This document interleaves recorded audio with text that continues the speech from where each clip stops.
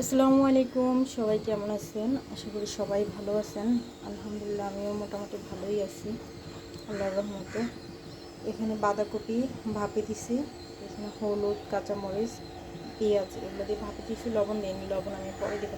আর হ্যাঁ, আরেকটা কথা আমি বলতে চাই যে গতকালকে কার কার আমার মতো অবস্থা হয়েছিল। আমি তো মানে পুরাই হ্যাং হয়ে গেছিলাম যে আমার এফবিআইটি মনে হয় হ্যাক হয়ে গেছে বা কেউ হয়তো রিপোর্ট মারছে।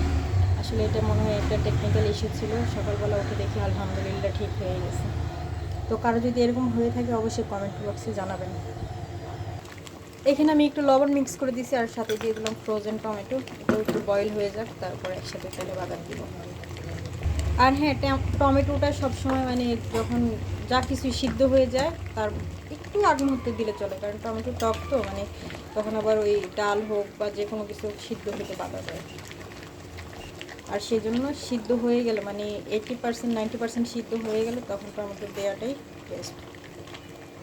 তো এখন এটা সিদ্ধ হয়ে গেছে আর দেখেন 1 মিনিটও হয় না টমেটোটা আমি দিয়েছি, মানে এটা বয়েল হয়ে গেছে।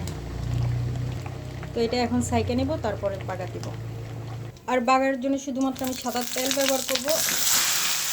এতে রসুন পেঁয়াজ কোনো কিছু দেবো না, কারণ পেঁয়াজ আমি আগে থেকে দিয়ে নিচ্ছি। আর এখন দিয়ে দেবো ফাটানো ডিম উপর দিয়ে। এটা আমি তেলে ভাজেও দিতে পারতাম, কিন্তু এভাবে দিলে হয় কি মানে একটু ভালোভাবে মিক্স হয়। আর তেলে ভেজে দিলে ওটাও মিক্স হয়, কিন্তু তেলটা এটা ডিমে শুষে নেয়। তো এভাবে দিলে তেলটা ডিমে শুষবে না, এটা পুরোটা এর সাথে ব্লেন্ড হয়ে যাবে, মানে মিক্স হয়ে যাবে, ব্লেন্ড হয়ে যাবে। একটু বাটিতে কাছে দিয়ে দিতেছি। আর এখন একটা মানে বাঁধাকপিটা নেড়ে করে একটু মিক্স করে দেবো। এটা আমি ততক্ষণ পর্যন্ত চুলার উপরে রাখবো যতক্ষণ পর্যন্ত এই পানিগুলো টাইনে তেল না বাইর হয়ে যায়। পানি অনেকটা টাইনে গেছে, এখন দিয়ে দেবো কিছু ধনিয়া পাতা।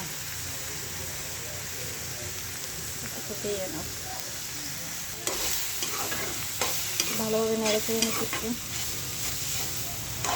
তো এই হয়ে গেল আমার বাঁধাকপি ভাজি। এখন রান্না করব তরকারি।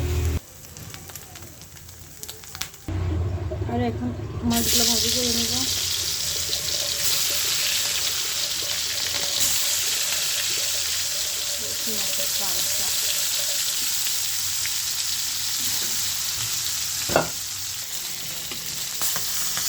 আপনাদেরকে একটা মজার কথা শুনে, আমার ছেলে নাকি নাম চেঞ্জ করবে। আর নাম হবে কি বলো তো? আচ্ছা, শরমটা একটু বলবো না কিছু।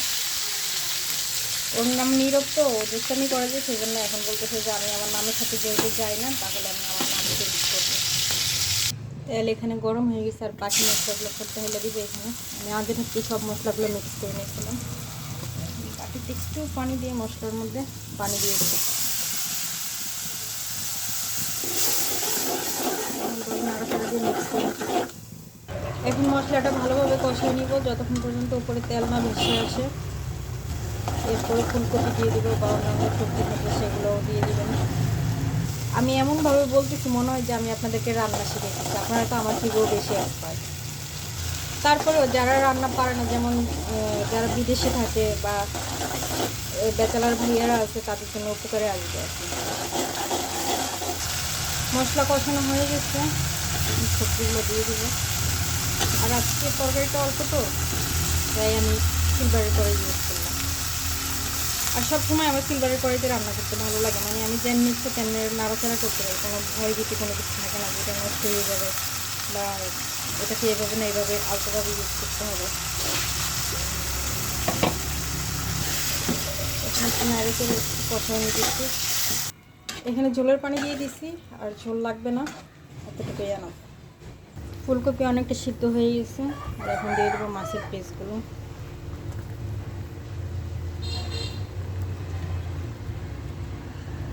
মাছের পিসগুলো দেওয়া শেষ, আর এখন দিয়ে দেবো ফ্রোজেন টমেটো।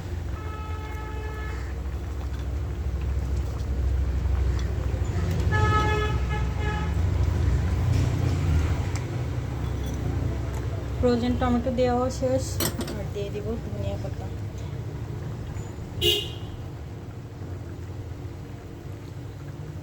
আসলে কি বলবো, মানে কিছু মানুষ কিভাবে যে মানুষের টাকা নিয়ে ঘুমাইতে পারে আল্লাহই জানে। হয়তো মানুষের সিচুয়েশনটাই এরকম। যাই হোক, আমার রান্না মোটামুটি শেষ। এরপরে ঢাকনা দিয়ে দিব, 1 থেকে 2 মিনিট এটা জাল হবে। তো রান্না আমার শেষ হয়ে গেল। তো আজকের মতো এতটুকুই, আবার কালকে দেখা হবে অন্য কোনো ভিডিও নিয়ে। তো ততক্ষণ পর্যন্ত সবাই ভালো থাকবেন, ততক্ষণ পর্যন্ত না, সব সময় সবাই ভালো থাকবেন, সুস্থ থাকবেন, আর আমার জন্য বেশি বেশি করে দোয়া করবেন। Tata, bye bye.